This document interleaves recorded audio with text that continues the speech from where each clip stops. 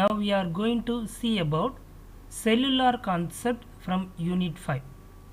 In cellular concept, the cellular telephone system allows a large number of users to share the limited number of radio channels available in the region. Usually we are having the radio channel, it is only limited, but the number of users are more.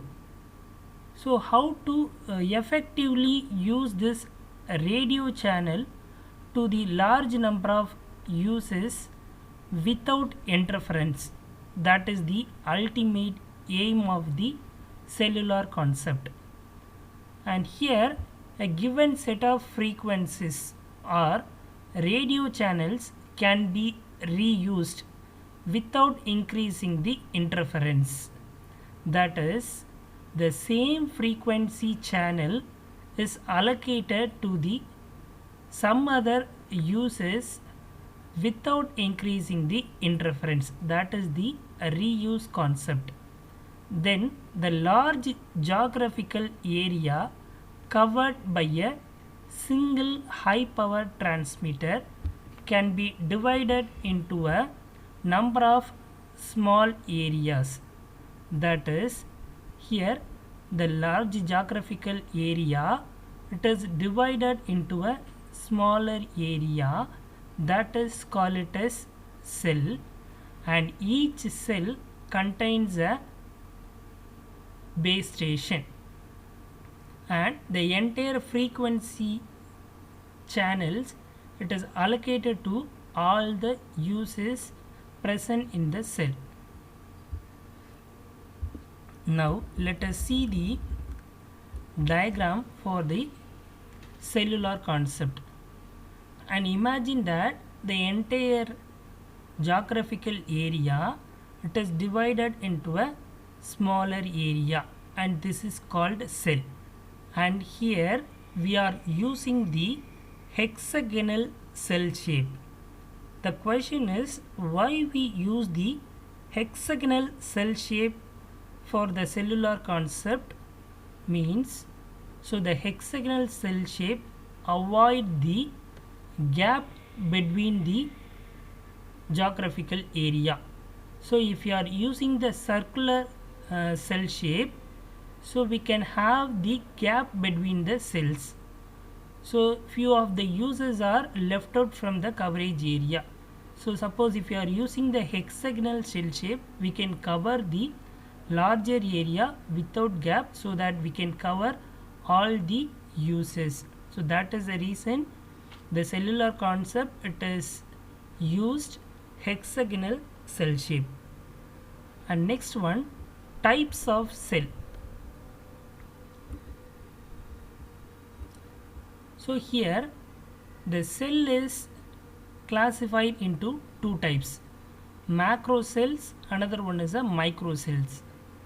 Macro cells are the large cells, have a radius between 1 mile and 15 miles with a base station transmitter powers between 1 watt and 6 watt. By using a single cell, we can cover the larger area where we have the less density. That means where we have the less number of users, at that place we can use the macro cells. And next one, micro cells. Micro cells are the smallest cells, typically have a radius of 1500 feet or less with base station transmitter power between 0.1 watt and 1 watt. That means where we have the high density areas, that is a large number of users are there, so at that place we can use the micro cells. So most probably micro cells are used in the large cities and inside the buildings. And see here, this is the macro cells, and in this macro cells again it is divided into smaller areas, that is called it as micro cells. Each cell contains a base station. If it is a large area, it is covered by only one cell but less number of users. but here we are having that more number of uses, so that we go for the micro cell. Each cell contains a smaller base station and smaller transmitter power. By using that we can cover more number of uses, so that large cities are used micro cells. Next one, location of base station. Here the location of base station, it is three types. One is the center excited cell, and second one is the edge excited cell, and third one is the corner excited cell. First one, center excited cell, that is the base station transmitter can be located in the center of the cell, and the use is omnidirectional, which radiates and receives signal equally well in all direction. That means if the base station it is located in the center of the cell, by using this base station it can receive the power from all the direction. That is the meaning for omnidirectional antennas.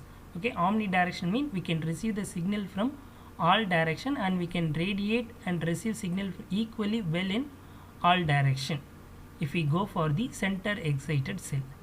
And next one, edge excited cell. And see here, this is the edge excited cell.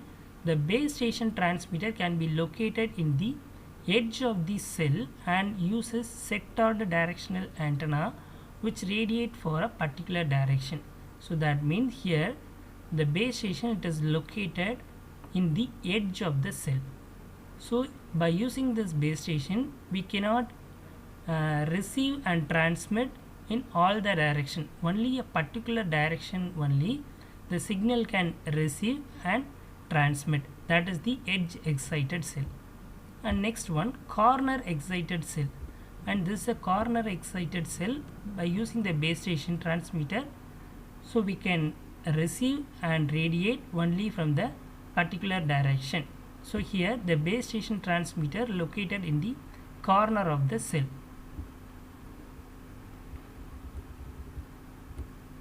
And see here, this is a cluster number 1. So like that, this is a cluster 1, cluster 2, cluster 3, like that the entire geographical area it is covered by a cluster cells. So this is a cell cluster.